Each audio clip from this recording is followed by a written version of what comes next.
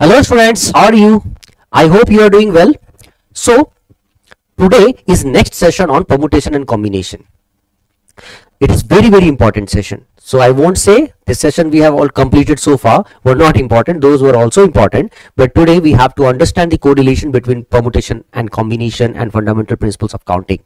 तो यहाँ पे तुम्हें समझना पड़ेगा कि ये यूपीएससी सीसैट 2025 के लिए ही नहीं है, आगे 26, 27, 28 जब तक ये टॉपिक पूछा जाएगा, प्रोबेबिलिटी पूछा जाएगा, तब तक ये इंपॉर्टेंट रहेगा और हमें सीखना पड़ेगा।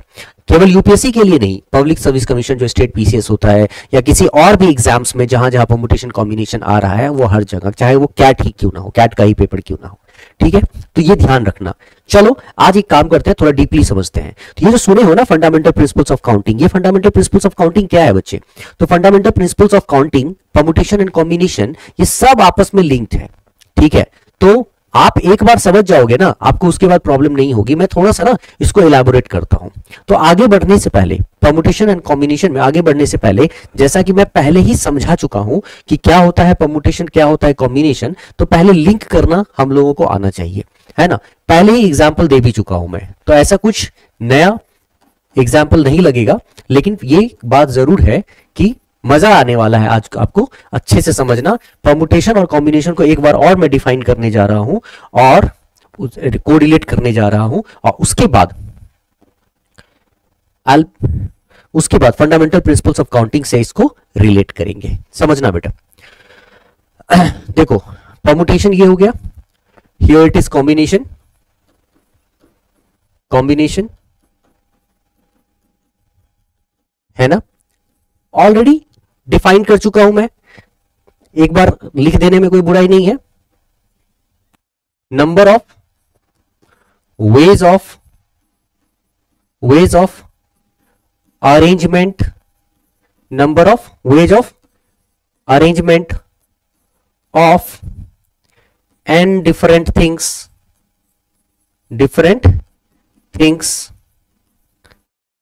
number of ways of arrangement of n different things taken r at a time,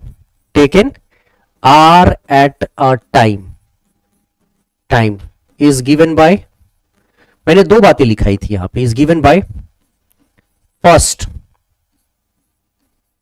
first मैंने लिखाया था कि n to the power r लिखेंगे हम लोग जब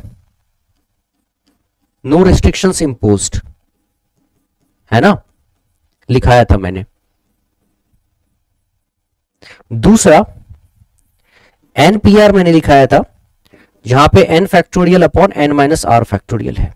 तो ये जो NPR में n factorial upon n minus r factorial है, ये कैसे आता है, ये जानना हमारे लिए बहुत जरूरी है। कॉम्बिनेशन को जानने से ही वो समझ में आएगा, ठीक है। क्योंकि कॉम्बिनेशन और परमुटेशन में मैं पहले भी बता चुका हूं कि permutation is not possible without combination. पहले आप कॉम्बिनेशन करते हैं, ठीक है, उसके बाद आप परम्यूट करते हैं उसको, पहले आप सिलेक्शन करते हैं, उसके बाद आप उसका अरेंजमेंट करते हैं। तो परम्यूटेशन और कॉम्बिनेशन पे अलग से तो क्वेश्चंस हम करेंगे ही, कि परम्यूटेशन का एक पार्ट परम्यूटेशन उठाएंगे, उस पे क्वेश्चंस कर लेंगे, एक पार्ट कॉम्बिनेशन उठाएंगे, उस पे करेंगे। लेकिन उससे पहले, ठीक है, उससे पहले जैसे कि कॉम्बिनेशन का लेंगे क्वेश्चन, हम लेंगे तो कॉम्बिनेशन के क्वेश्चन में क्या क्वेश्चन आएगा कि नंबर ऑफ थिंग्स दे रखा होगा और उसमें से हमको सेलेक्ट करना होगा, है ना। तो हम सेलेक्ट कर लेंगे। परमुटेशन में क्या होगा, परमुटेशन में देगा नंबर ऑफ थिंग्स दे रखा होगा, हम सेलेक्ट करेंगे और फिर उसको अरेंज करेंगे, है ना। तो यहां पे सेकंड स्टेप में पहुंचेंगे। पहले में हम क्या करेंगे, पहले सेलेक्ट करेंगे, उसके बाद सेकंड स्टेप में हम इस पे अरेंज करेंगे, यही चीजें होंगी। तो इसीलिए हमको बेसिक जो इंपॉर्टेंट जो पार्ट होता है उसको समझना जरूरी होता है। जैसे कॉम्बिनेशन में क्या करते हो, number of ways of selection करते हो ना, number of ways of selection of n different things, number of ways of selection of n different things taking r at a time is given by, थोड़ा सा revise करा देने से तुमको मजा आएगा समझने में। NCR है ना, NCR।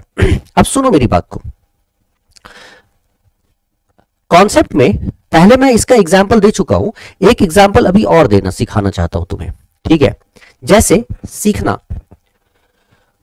मान लो बेटा कि आगे चल के क्वेश्चंस वगैरह पूछा जाता है, जैसे क्वेश्चन पूछा जाता है कि how many words can be form from the letters of the word and how many words can be form from the letters of the word apple, ये सब आपसे पूछा जाएगा। How many words can be form from the letters of the word Pataliputra, Pataliputra, है ना। तो ये सारी चीजें कही जाएंगी, लेकिन उससे पहले इसमें जो परमुटेशन होगा, कैसे होगा अरेंजमेंट, इससे पहले हमको ये समझना पड़ेगा कि ये है क्या, ये प्रोसेस है क्या आखिर, मतलब what is combination, why combination is done before permutation. ठीक है, एक एग्जांपल से समझाता हूं। ठीक है, देखना, जैसे मान लो कि ABCD नाम का कोई वर्ड है मेरे पास, ABCD। अभी हम लोग क्या करने वाले हैं समझना, ABCD नाम का हमारे पास वर्ड है, ठीक है, जिसमें 4 लेटर्स हैं। कितने लेटर्स हैं? 1 2 3 4 लेटर्स हैं, राइट। अब किसी ने मुझसे कहा, someone is asking us to form a word of 3 letters from the given 4 letter words ABCD। मतलब कि अगर हमारे पास एक वर्ड है जिसमें 4 लेटर है ABCD, और इस ABCD में से ही लेटर्स निकालने हैं हमको, और ABCD में से जो लेटर निकालेंगे 3 लेटर्स निकालने हैं हमको, और हमें उसका वर्ड फॉर्मेशन करना है। ठीक है, तो कितने वर्ड्स बनाए जा सकते हैं? हाउ मेनी वर्ड्स, मतलब यहां पे किसी ने तुमसे पूछा, ठीक है, how many words, how many 3 letters word can be formed from the letters of the word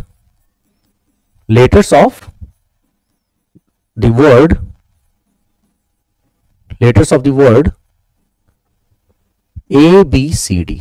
मतलब ABCD है तो ABCD के लेटर में से ही 3 लेटर का वर्ड तुमको निकालना है। ठीक है, अब सवाल ये उठता है कि 3 लेटर का जो वर्ड निकालोगे, 3 लेटर का जो वर्ड निकालोगे, उसके लिए पहले उस 3 लेटर का सिलेक्शन करना पड़ेगा। कौन से 3 लेटर? क्या तुम ABC निकालना चाहते हो? ठीक है, या फिर 3 लेटर तो निकालोगे ना, तो कौन सा?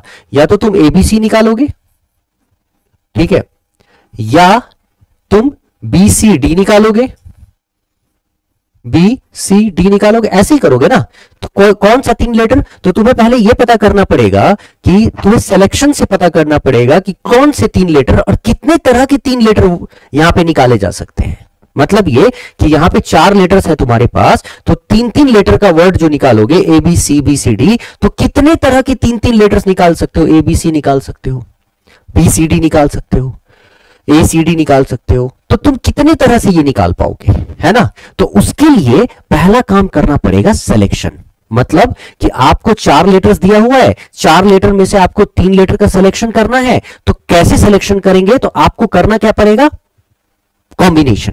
जबकि होता क्या है, समझना मेरी बात को, जबकि कोई अगर आपसे पूछता है कि यहां पे आपसे पूछेगा कि भाई बताओ ABCD के में 4 लेटर्स हैं, होता है ना ये कि अभी ABCD में 4 लेटर्स हैं, और आपसे पूछा गया how many 3 letter words can be formed from the letters of the word ABCD, तो कोई भी कहेगा कि सर इतना क्यों कर रहे हो आप, मुझसे कहेगा कि सर इतना क्यों कर रहे हैं आप, देख रहे हो ना आप 4 लेटर्स है हमारे पास, मतलब n इक्वल टू हमारे पास 4 है, 3 लेटर का हमको बनाना है, R इक्वल टू हमारे पास 3 है, और आपको पता है ये अरेंजमेंट का केस होता है, इसीलिए आप सीधा NPR फॉर्मूला लगा दो ना, n factorial upon n minus r factorial. ठीक है, मतलब आप इसमें लगा दो 4p3, आप ऐसे कर सकते हो 4 factorial upon 4 minus 3 factorial.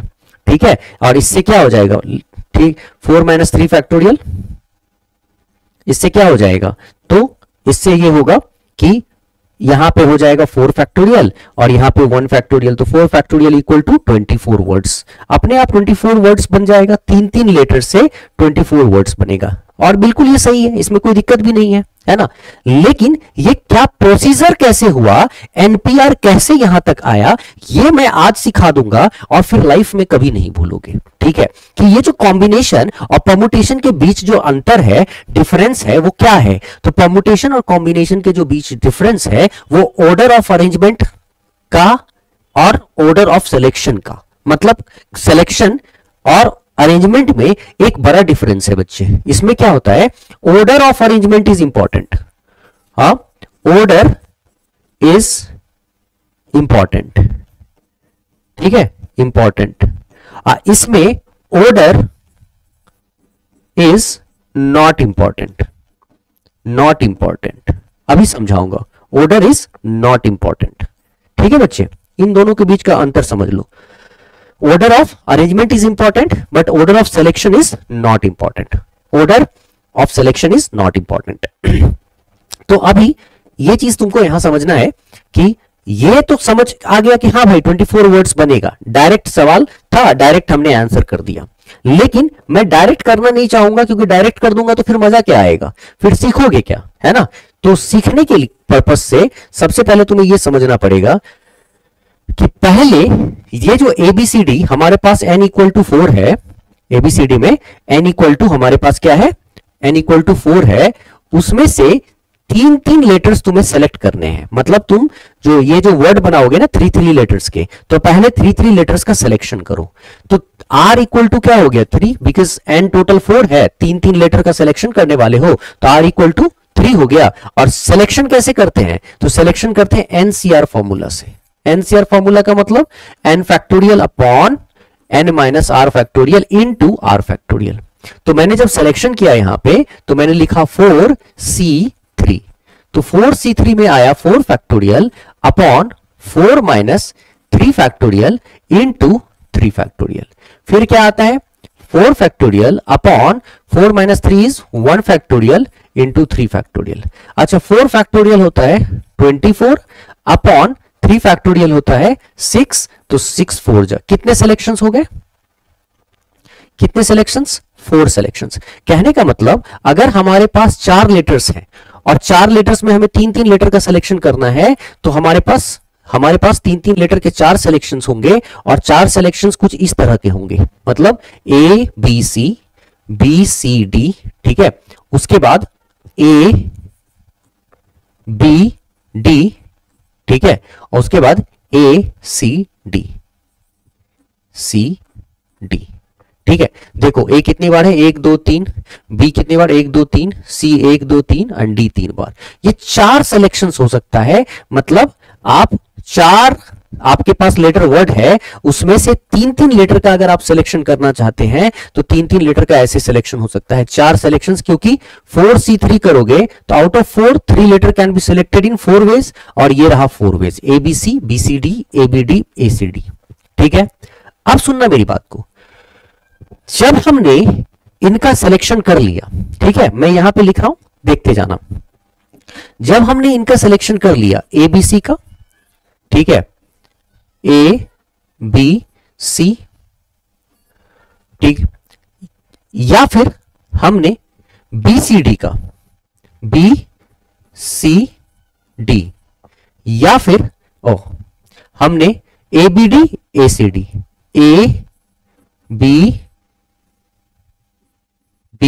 D और फिर ए सी डी, ऐसे ही किया ना सिलेक्शन, ए सी डी ऐसे किया, है ना। अब समझना मेरी बात को, थोड़ा क्लोज कर देता हूं, कहीं तुम इसको कंफ्यूज ना हो जाओ, ठीक है। तो क्लोज रख दो, बी सी डी का तुमने किया, फिर तुमने ए बी डी का किया, और फिर तुमने ए सी डी का किया, ठीक है, ए सी डी का। अब देखो यहां पे समझो,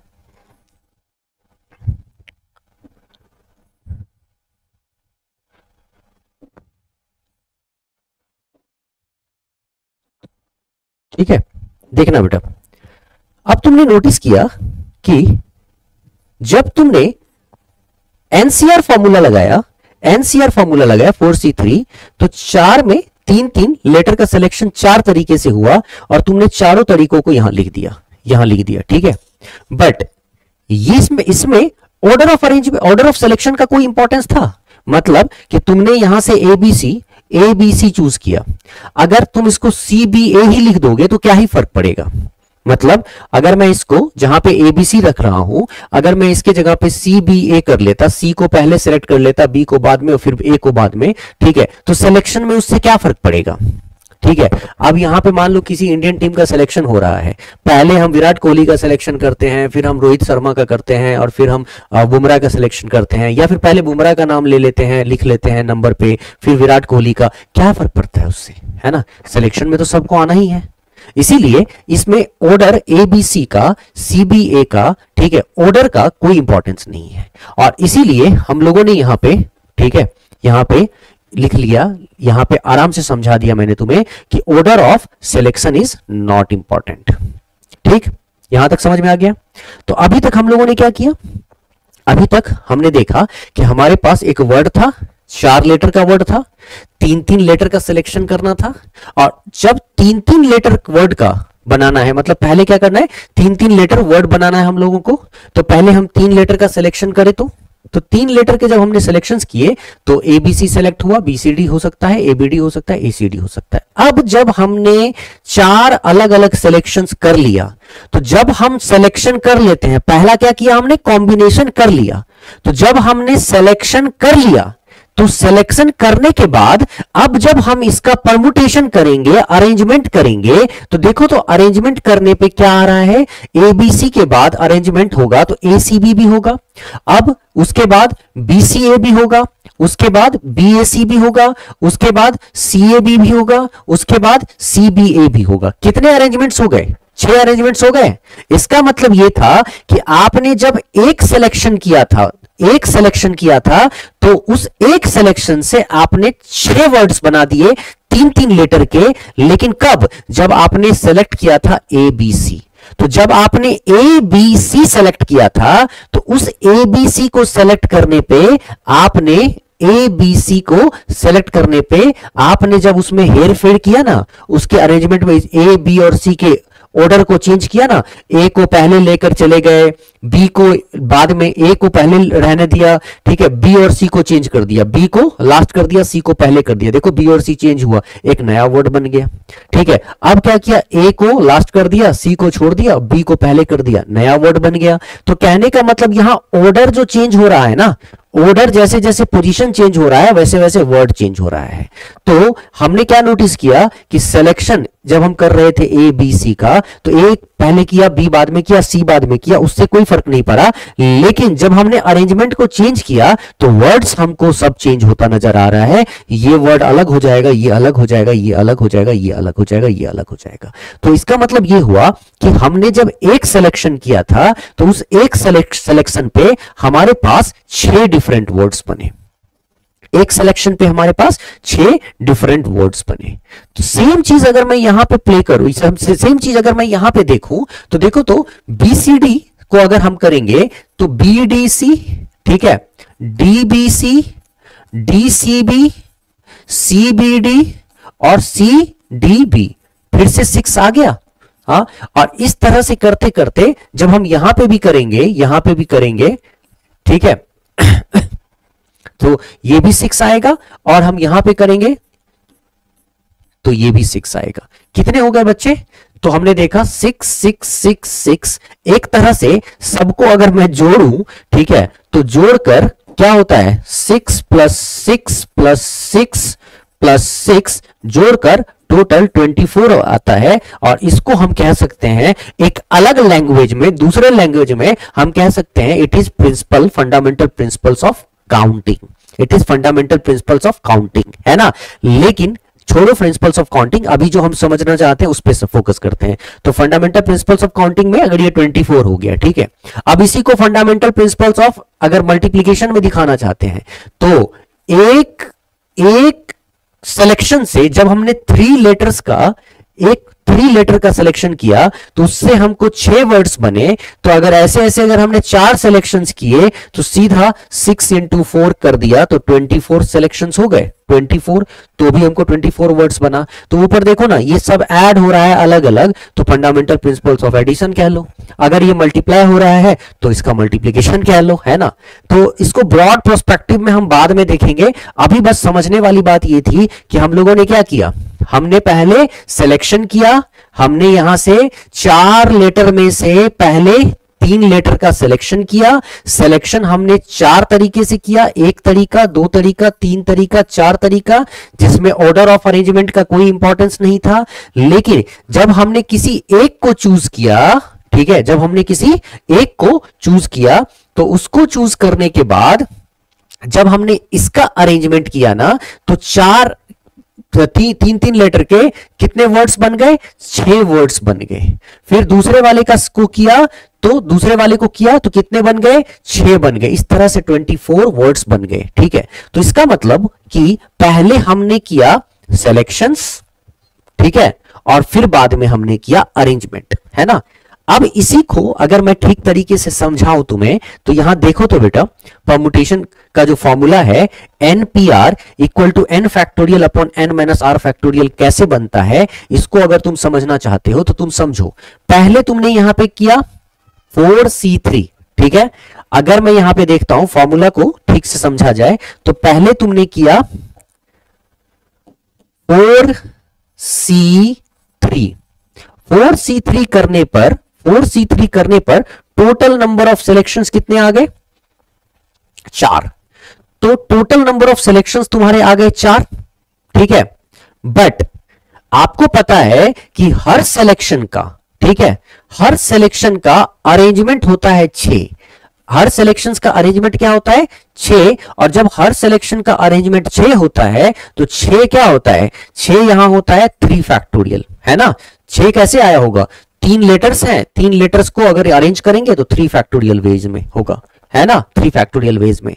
तो कहने का मतलब यह हुआ कि जब हमने सिलेक्शन किया तो पहले हमने 4C3 सिलेक्शन किया, ठीक है, और एक सिलेक्शन का जो अरेंजमेंट था वो था 3 फैक्टोरियल।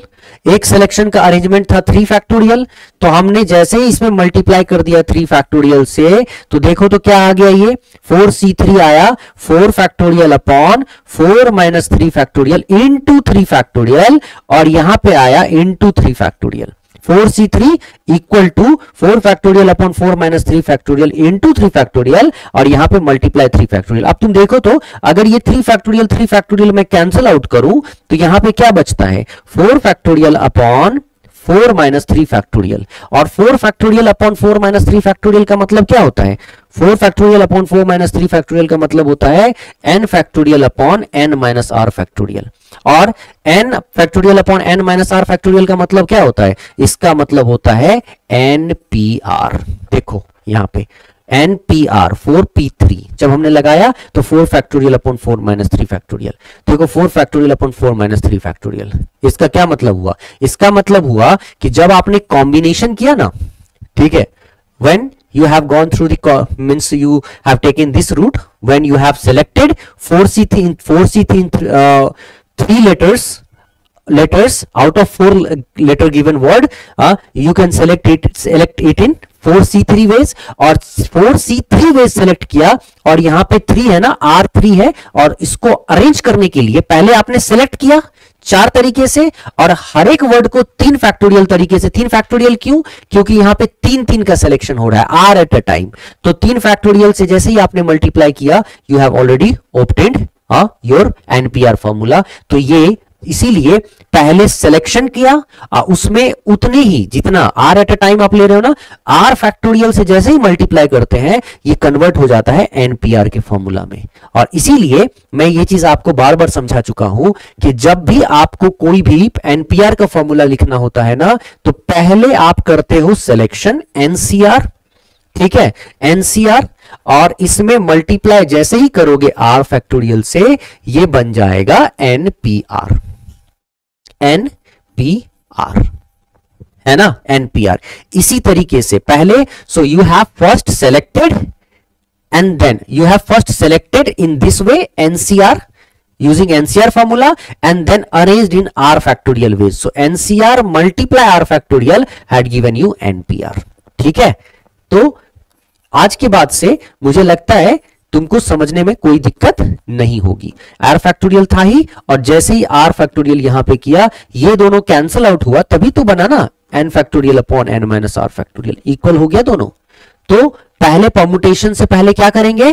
पहले करेंगे कॉम्बिनेशन, और जब कॉम्बिनेशन हो जाएगा ठीक है, सिलेक्शन हो जाएगा तब उसका करेंगे अरेंजमेंट। ठीक है, इसीलिए ये फॉर्मूला तुमको ध्यान रखना है ना। अब सुनो, आगे बढ़ो, हो गया ये एनपीआर। तो ये चीज जैसे ही तुमको समझ में आ गया, अब हम लोग थोड़ा सा, अच्छा एक एग्जांपल तुमको याद होगा, मैंने दिया था ना एग्जांपल कि 1 2 3 4 4 तुम्हारे पास यहां पे डिजिट्स हैं। If you are given 4 digits and you want to form numbers, you want to form a total how many, suppose you want to form 4 digit numbers, you want to form 4 digit numbers, right? So in how many ways these can be arranged? So how many 4 digit numbers you can form? ये अगर तुमसे पूछा जाए तो कैसे करोगे? तो सबसे पहले, जैसे इसका दूसरा तरीका भी समझ लो, वो तो ठीक है, वो एनपीआर तो समझ में आ गया हम लोगों को ना, कि जब भी इसीलिए इस तरह का जब भी क्वेश्चन होता है ना, कि अगर हमारे पास 4 लेटर वर्ड है और उसमें से 3 लेटर वर्ड का अगर हमको वर्ड बनाना है, तो सीधा एनपीआर क्यों लगाते हैं, वो समझ में आया। तो सीधा एनपीआर इसलिए लगाते हैं कि पहले हमने 4 में से 3 का सिलेक्शन किया, तो कितने वेज में सिलेक्शन किया वो, और एक बार जब 4 में 3 का सिलेक्शन हो गया तो हमें पता है कि 3 लेटर का सिलेक्शन हुआ है, तो हर एक को 3 फैक्टोरियल से अरेंज कर दिया, अपने आप एनपीआर में कन्वर्ट हो गया। तो या तो तुम ये लिखो 4c3 इंटू 3 फैक्टोरियल, मतलब या तो तुम लिखो एनसीआर इंटू आर फैक्टोरियल, या फिर सीधा एनपीआर कर दो, अरेंजमेंट अपने आप हो जाएगा। सेम चीज अगर मैं यहां पे कहूं कि 1 2 3 4 है, ठीक है, मतलब n इक्वल टू कितने डिजिट्स हैं 4, और मुझे 3 डिजिट छोड़ो 4 digit 3 I want to form 3 digit numbers. तो कितने तरीके से 3 डिजिट नंबर्स को हम यहां पे बना सकते हैं? तो सेम चीज तुम देखोगे कितने तरीके से, तो पहले एनसीआर करोगे, तब तुम आर फैक्टोरियल करोगे, और ये बन जाएगा एनपीआर। मतलब कि पहले तुम करोगे 4c3 जो कर ही चुके हो तुम। 4c3 कितना 4 आया था ना, चेक करो 4c3 कितना आया था 4। तो तुमने कितने तरीके से यहां पे तुम कर सकते हो, 4 टाइप से।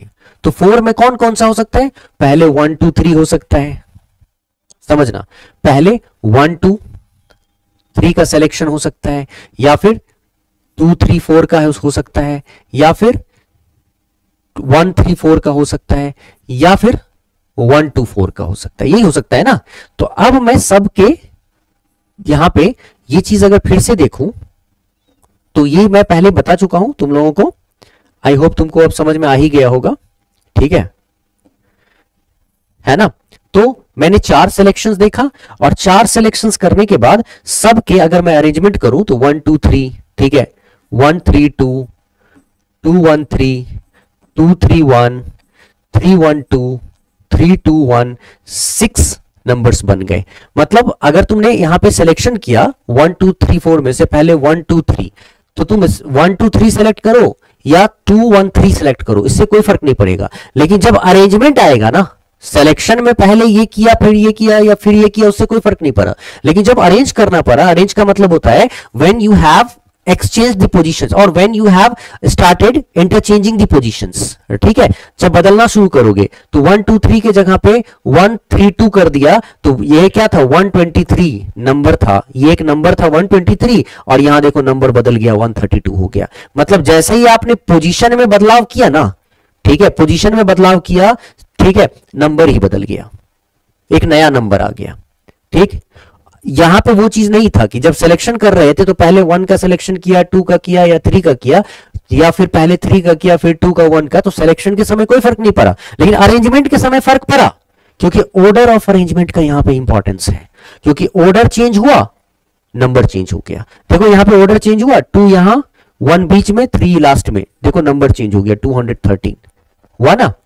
तो सेम चीज तुमको पता कर समझना चाहिए कि इसीलिए मैं यहां पे कहता हूं कि order of arrangement is important. This is the basic difference between permutation and combination.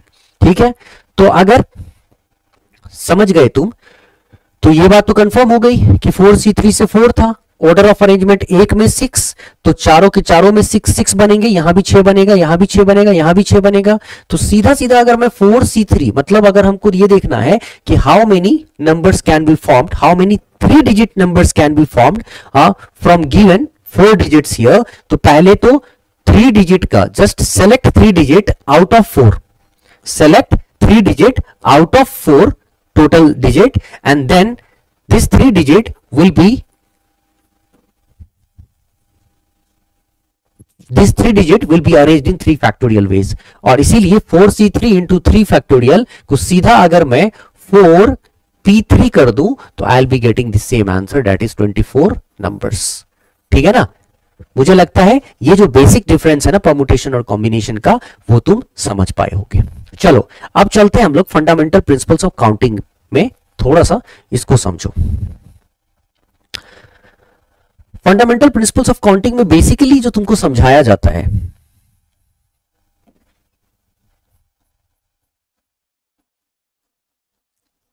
Fundamental principles of counting, fundamental principles of counting, इसमें बेसिकली दो चीजें तुम्हें समझाई जाती है. ठीक है, जैसे फंडामेंटल प्रिंसिपल्स ऑफ काउंटिंग में पहला fundamental principles of addition, fundamental principles of addition, और दूसरा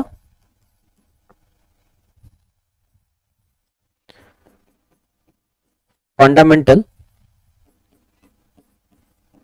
प्रिंसिपल्स ऑफ मल्टीप्लिकेशन. ये दो चीजें तुम्हें समझाई जाती हैं, ऑफ मल्टीप्लिकेशन.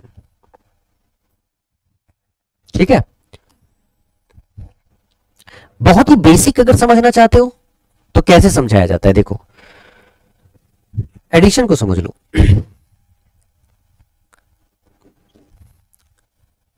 एक टीचर है, एक क्लास में, मान लो एक क्लास में 10 बॉयज हैं, ठीक है, और 8 गर्ल्स हैं. 10 बॉयज हैं और 8 गर्ल्स हैं. एक क्लास में 10 बॉयज हैं और 8 गर्ल्स हैं. A teacher will have to choose. A teacher wants to select one person either from this group, either boys or girl. ठीक है, one person either boy or girl. तो a teacher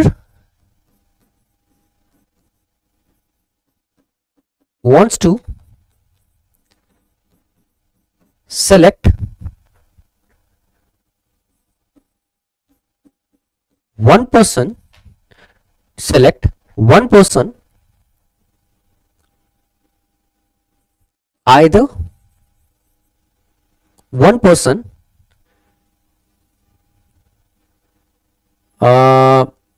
from the group, or one person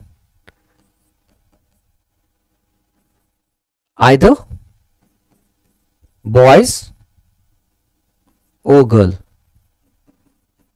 to represent class, to represent class. In how many ways he can do that? मतलब in how many ways, मतलब अगर तुमसे कोई पूछता है कि ये कितने तरीके से वो ये काम कर सकता है. ठीक है,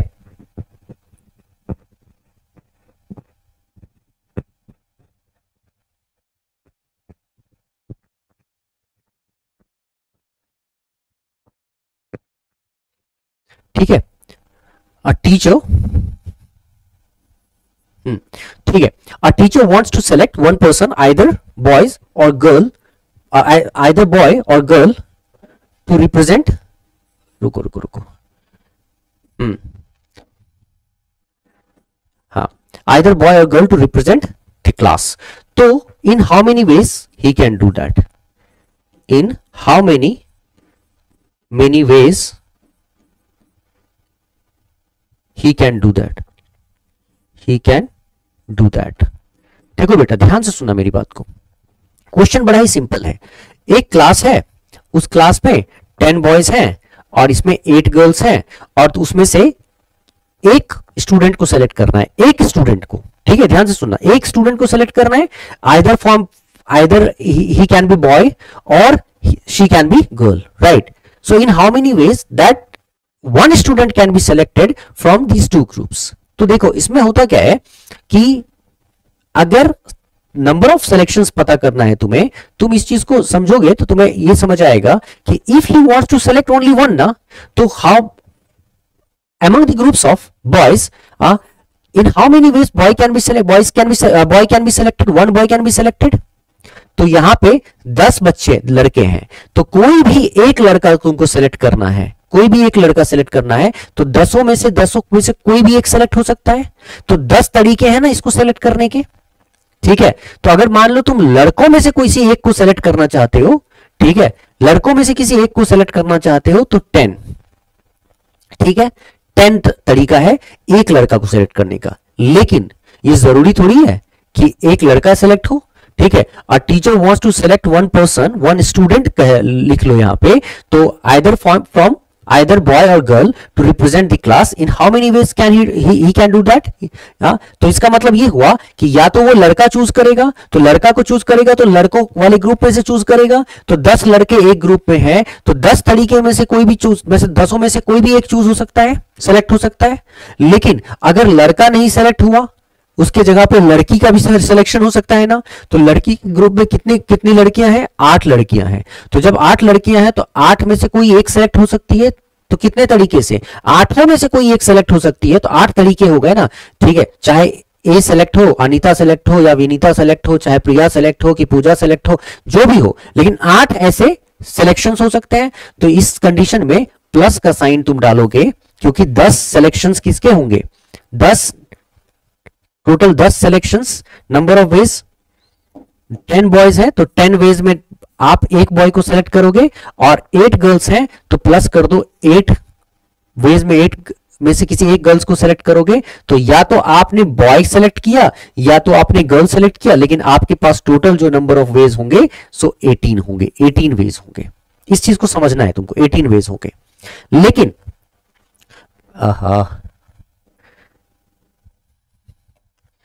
ये सब ना थोड़ा सा स्पेलिंग वगैरह पे ध्यान मत देना, क्योंकि थोड़ा बहुत कुछ सिखाना होता है तो स्पीड पे भी बढ़ना पड़ता है, ठीक है? तो 18 वेज में, तो इसको समझने का एक बढ़िया तरीका ये है कि क्वेश्चन को समझो, कितना पर्सन? 1% सेलेक्ट हो रहा है, तो भाई 1% सेलेक्ट हो रहा है, 2 ग्रुप्स हैं, तो आइदर भी वर्ड हो सकता है जो समझने वाला हो, आइदर बॉय सेलेक्ट होगा और गर्ल सेलेक्ट होगा।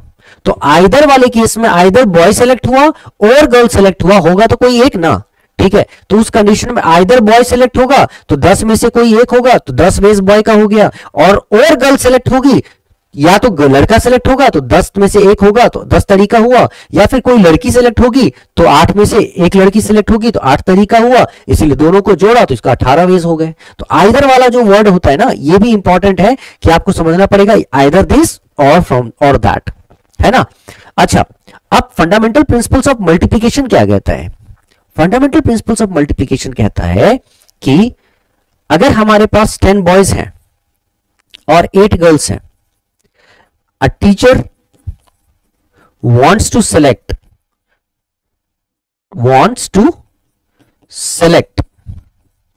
2 students,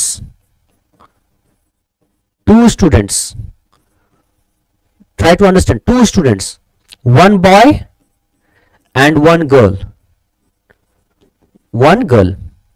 to represent class.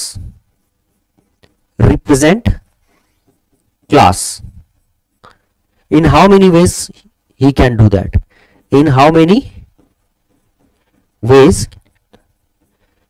he can do that? In how many ways he can do that? मतलब इस बार वर्ड को थोड़ा समझना। इस बार का वर्ड है, पहले का वर्ड था और, एक स्टूडेंट का सिलेक्शन करना था, एक स्टूडेंट का सिलेक्शन करना था, तो किसी भी एक ग्रुप से हो सकता है, या तो लड़के का हो सकता है या लड़की का हो सकता है। तो इसमें और था word, either boy or girl, या तो लड़का या तो एक लड़की। तो ये जो और वर्ड था ना, इस कंडीशन में तुमने क्या किया, प्लस किया। प्रोबेबिलिटी वगैरह में भी ये काम आता है और वाला केस, क्योंकि ये सेट थ्योरी का बड़ा ही इंपॉर्टेंट केस है, आइदर इंटरसेक्शन और यूनियन, है ना। तो ये चीज ध्यान में रखना। अब और किया मतलब ये या वो, तो प्लस हो गया। लेकिन इस कंडीशन में दो स्टूडेंट्स का सिलेक्शन करना है, इसे यहां पे दो स्टूडेंट्स का सिलेक्शन करना है, और दो स्टूडेंट्स में एक लड़का का होना जरूरी है और एक लड़की का। और एंड इज द वर्ड, जब यहां पे एंड वर्ड आ गया, ठीक है, एंड वर्ड आ गया, तो one boy and one girl, right. So in how many ways he can do that. तो यहां पे समझना यह है कि इस कंडीशन में तुमको एक लड़का का जो सिलेक्शन करोगे, तो एक लड़का का सिलेक्शन तुम 10 में से किसी भी एक लड़का का कर सकते हो, ठीक है। तो 10 में से किसी भी एक लड़का का करोगे तो 10 तरीके से करोगे ना बेटा, 10 में से किसी भी एक लड़का का करोगे तो 10 तरीके से करोगे, ठीक है। और 10 में से इस किसी भी एक लड़के का सिलेक्शन अगर तुम 10 तरीके से किए, तो अब क्या लड़की का सिलेक्शन करोगे, मतलब या तो रोहित का, या तो सोहन का, या फिर मोहित का, या पीटर का, या रॉबर्ट का, कोई भी सिलेक्शन तुम कर रहे हो, 10 में से कोई एक किया तो तरीके 10 सिलेक्शन के होंगे। लेकिन साथ ही साथ मल्टीप्लाई इसको मैं करूंगा। क्यों मल्टीप्लाई इसको करूंगा, क्योंकि अब लड़के का सिलेक्शन तो तुम 10 तरीके में से कोई एक तरीके से कर लोगे, लेकिन अब सिलेक्शन करना है लड़की का, तो लड़की का सिलेक्शन कैसे होगा, लड़की का सिलेक्शन कैसे होगा, तो लड़की का सिलेक्शन सिंपली ऐसे होगा कि 8 लड़की है, तो 8 लड़की में से कोई भी एक लड़की सिलेक्ट होगी, तो कोई भी अगर एक लड़की सिलेक्ट होगी तो वो कोई भी एक होगी, तो 8 तरीके से ही तो कर सकते हैं। किसी एक को करेंगे तो 8 है, तो 8 तरीका हो सकता है हमारे पास, या तो इसको किया, या तो उसको किया, या तो उसको किया, ठीक है, या तो ए को किया, या तो बी को किया, या तो सी को किया, या तो डी को किया, या तो ई को किया, या तो एफ, या जी, या फिर एच, है ना। तो 8 में से कोई एक तरीका हो सकता है, तो 10 गुना 8 करते ही क्या हो गया, 80 तरीके हो सकते हैं, 80 वेज हो सकता है, ठीक है। अब सवाल ये उठता है, 80 वेज मल्टीप्लीकेशन, जो फंडामेंटल प्रिंसिपल्स ऑफ मल्टीप्लिकेशन को समझना इतना आसान है, लेकिन कई बार ऐसा होता है कि 80 तरीके आया कहां से। तो मैं एक छोटा सा एग्जांपल से तुमको समझाता हूं कि अगर मान लो यहां पे 10 बॉयज ना होके कोई कहता कि अगर हमारे पास यहां पे 3 लड़के हैं, ठीक है, 3 लड़के हैं और 2 लड़कियां हैं, और तब मुझे एक लड़के को और एक लड़की को सिलेक्ट करना होता, तो यहां पे क्या होता, 3 × 2 6 वेज होता ना, 6 वेज। तो ये सिलेक्शन कैसे होता है, इसको एक बार थोड़ा सा इलैबोरेट कर देता हूं मैं, क्योंकि 10 लड़के और 8 लड़कियों के सिलेक्शन 80 वेज को समझाना थोड़ा टाइम टेकिंग हो सकता है। लेकिन यहां पे अगर मैं छोटा सा एग्जांपल लूं कि 3 लड़का और 2 लड़की 3 लड़कों में से, 3 बॉयज में से एंड 2 गर्ल्स में से अगर 1 बॉय का और 1 गर्ल का सिलेक्शन करना है, तो in how many ways it can be done. तो यहां पे 3 × 2 किया 6 वेज में। तो मैं समझाता हूं ये कैसे हो सकता है। तो देखो बेटा क्या हो सकता है, जैसे अगर बॉयज है मेरे पास, ठीक है, इधर, और इधर गर्ल्स है। जैसे बॉयज का 3 बॉयज का नाम मान के चलो, एक बॉय का नाम मान के चलो कि ये अभिषेक है, मेरा ही नाम रख लो, ठीक है। दूसरे का नाम अनीस है, ठीक है। तीसरे का नाम अतुल है ना, 3। उसके बाद गर्ल्स में तुम रख लो, गर्ल्स में एक का नाम सुरभि है, ठीक है, एक का नाम कोई भी रख लो, सुरभि है, चलो। और दूसरे का नाम है स्मिता, ठीक है, ऐसे मान के चलो। अब सिलेक्शन, ये 3 बॉयज हैं क्लास में और 2 गर्ल्स हैं क्लास में। अब हम लोगों को क्या करना है, इसमें से सेलेक्ट करना है 2 स्टूडेंट्स को, जिसमें से एक बॉय का होना जरूरी है, एक गर्ल का होना जरूरी है। तो एक बात बताओ कि अगर मैं पहले अभिषेक को सिलेक्ट करता हूं, बॉय में से मैंने मन बना लिया that I have already selected Abhishek. Since I have already selected Abhishek, now how many selections can I make here. मतलब अभिषेक को तुमने सिलेक्ट किया, तो अभिषेक के साथ हो सकता है तुम सुरभि का सिलेक्शन करो, 1 सिलेक्शन, ठीक है। अभिषेक के साथ या तो हो सकता है तुम स्मिता का सिलेक्शन करो, 2 सिलेक्शन, ठीक है। तो जब तुम अभिषेक को सिलेक्ट करोगे, when you select Abhishek from boys group, then that will give you 2 selections, Abhishek Surbhi, Abhishek Smita. 2 selections. But if you are not selecting Abhishek from boys group, तुम्हारा मन होता है कि अभिषेक का नहीं सिलेक्शन करते हैं, अनीस का करते हैं. So if Anis has been selected from boys group, तो अनीस का सिलेक्शन करोगे तो भी तो तुम्हारे पास 2 सिलेक्शंस होंगे कि अनीस का सुरभि के साथ सिलेक्शन या अनीस का स्मिता के साथ सिलेक्शन. कितने वेज हो गए? अनीस के साथ भी 2 वेज हो गए. ठीक है. और तीसरा, मान लो अनीस का भी सिलेक्शन तुम नहीं करते हो, तुम करते हो अतुल का सिलेक्शन कि बॉय में से अतुल चूज होगा. ठीक है. तो अतुल का सिलेक्शन आप करोगे सुरभि के साथ और अतुल का सिलेक्शन आप करोगे स्मिता के साथ. तो टोटल नंबर ऑफ जो सिलेक्शंस होंगे यहां पे, ये जो 2 + 2 + 2 किया तुमने, 2 2 2. ठीक है. तो टोटल नंबर ऑफ सिलेक्शंस कितना हो गया यहां? तो ये हो गया 6. ठीक है, 6 हो गया. तो अगर मैं फंडामेंटल प्रिंसिपल्स ऑफ काउंटिंग में जाऊं तो ये आइदर वाला केस बनाऊं, अभिषेक और अनीस और अतुल. ठीक है, अभिषेक और अनीस और अतुल. तो अभिषेक के साथ 2 और अनीस के साथ 2 और अतुल के साथ 2, तो 2 + 2 + 2. ठीक है, फंडामेंटल प्रिंसिपल्स ऑफ एडिशन था ये एक तरह से. ठीक है, एक तरह से समझना, काउंटिंग में ही आ रहा है ना, ये हम काउंट कर रहे हैं. लेकिन अगर मैं डायरेक्ट करूं कि नहीं भाई, आपको या तो अभिषेक नहीं देखना है, या तो अनीस नहीं देखना है, या तो अतुल नहीं देखना है, आपको देखना है कि एक बॉयज में से अभिषेक, अतुल और अनीस में से कोई चूज करेंगे और एक गर्ल्स में से एक सुरभि या स्मिता में से कोई एक चूज करेंगे. तो अब बॉयज ग्रुप में से सिलेक्शन के कितने तरीके थे? तो या तो अभिषेक का सिलेक्शन, या तो अतुल का सिलेक्शन, या तो अनीस का सिलेक्शन. तो अभिषेक, अतुल और अनीस में से 3 सिलेक्शन था और सुरभि और स्मिता में से 2 सिलेक्शंस थे. मतलब 3 तरीके से बॉयज में से सिलेक्ट कर सकते हो, या तो अभिषेक को, या तो अनीस को, या तो अतुल को. और 2 तरीके से तुम सुरभि या स्मिता में से गर्ल्स का सिलेक्शन कर सकते हो. तो टोटल नंबर ऑफ सिलेक्शन 3 × 2 क्या होगा? 6. और इसी को तुम कहोगे fundamental principle of multiplication. I hope तुमको समझ में आ रहा हो. मल्टीप्लीकेशन ऐसे ऐसे एग्जाम्पल से तुमको समझना पड़ेगा बेटा. एग्जाम्पल से समझो, मजा आएगा तुमको. और इस कोर्स में यहां तक मैं थ्योरी समझा रहा हूं, इसके बाद क्वेश्चंस आएगा, दमदार प्रैक्टिस करोगे तुम. क्वेश्चंस बहुत प्रैक्टिस कराने वाला हूं मैं अभी.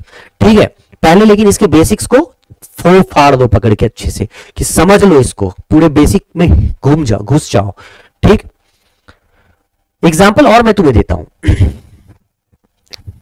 ठीक, समझ लो बेटा, उसके बाद ही मजा आने वाला है. कोई मुझे कहेगा कि मैं एक पर्सन हूं, I want to make a dress. ठीक है, ड्रेस कोड तैयार करना है मुझे. उस ड्रेस कोड में शर्ट होगा और पैंट होगा. ठीक, तो मान लो कि मेरे पास शर्ट्स हैं और मेरे पास पैंट्स हैं. मेरे पास 4 कलर्स के शर्ट्स हैं, लाइक ब्लू है, ब्लैक है, व्हाइट है, ब्राउन है. और मेरे पास पैंट्स भी 3 कलर के हैं, ब्लैक, व्हाइट, ब्राउन. ठीक है, अब मुझे ड्रेस कोड बनाना है. And that dress code will be made by taking 2 things at a time. अब एक बात बताओ, मैं पैंट पहन के निकल जाऊं, ब्लैक पैंट पहन के निकल जाऊं, ये तो कोई ड्रेस कोड बना नहीं. तो मुझे क्या करना पड़ेगा? पैंट भी पहनना पड़ेगा और उसके साथ साथ शर्ट भी पहनना पड़ेगा, है ना. तो मैं उस चीज को जब देखता हूं तो मैंने देखा कि आज मैंने ब्लू शर्ट पहन लिया. तो ब्लू शर्ट पहनने के बाद मेरे पास पैंट पहनने की कितने ऑप्शंस हैं?